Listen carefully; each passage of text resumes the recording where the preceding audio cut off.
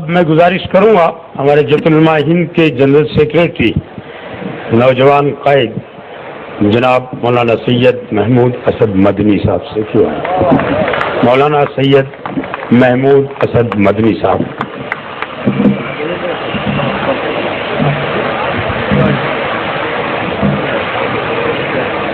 بسم اللہ الرحمن الرحیم الحمد للہ رب العالمین والصلاة والسلام على سید الانبیاء والمرسلین وعلى آلہ وصحبہ اجمعین.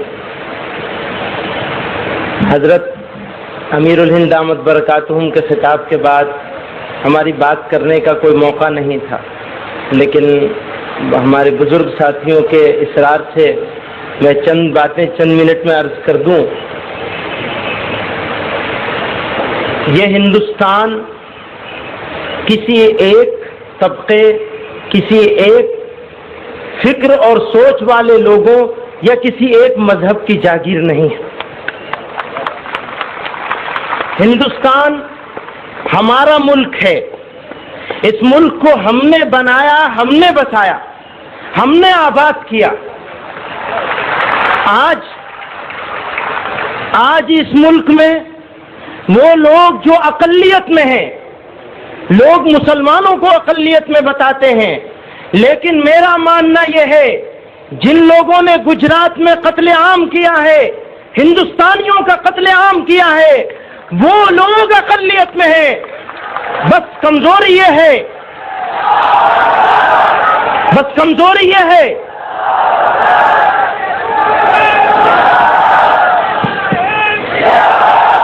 بھائی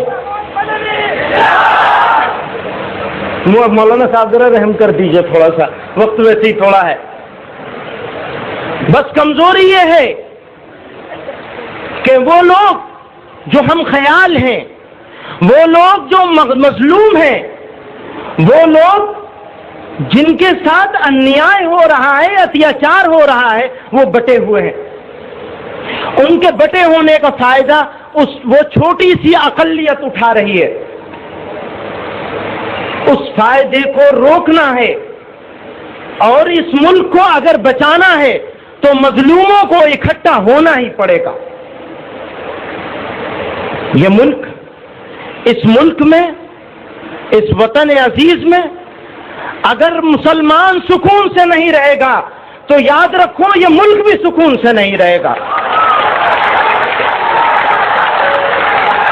اگر ملک کو ترقی دینی ہے، اگر ملک کو ترقی دینی ہے، اگر ملک کو دنیا کے نقشے پر باعزت ملک بنانا ہے، بے عزت اور غلام ملک سے بچانا ہے، بننے سے بچانا ہے اس دیش کو، اس دھرتی کو، اس وطن عزیز کو، تو ہم لوگوں کو ان بے ایمانوں کے ہاتھ سے یہ دیش، یہ ملک چھیننا ہوگا.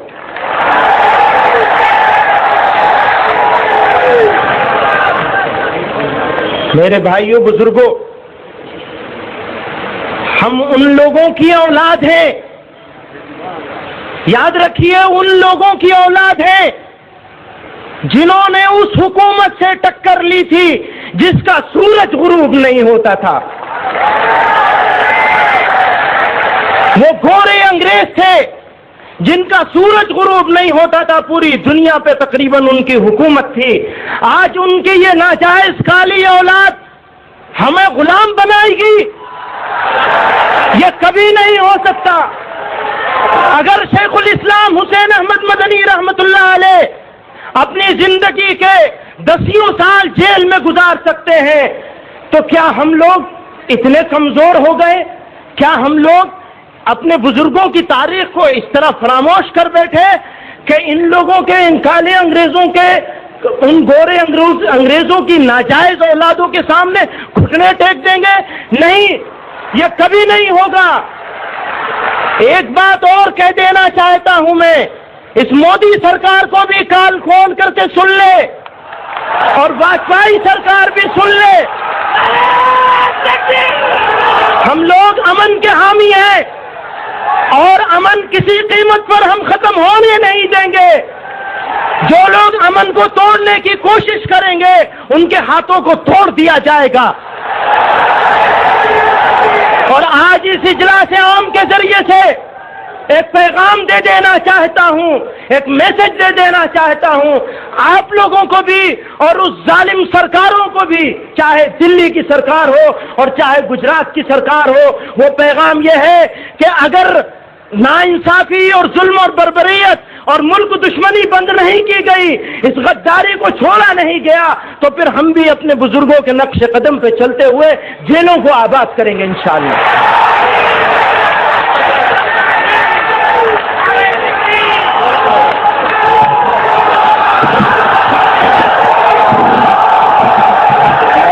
ہم بیٹے کس کے؟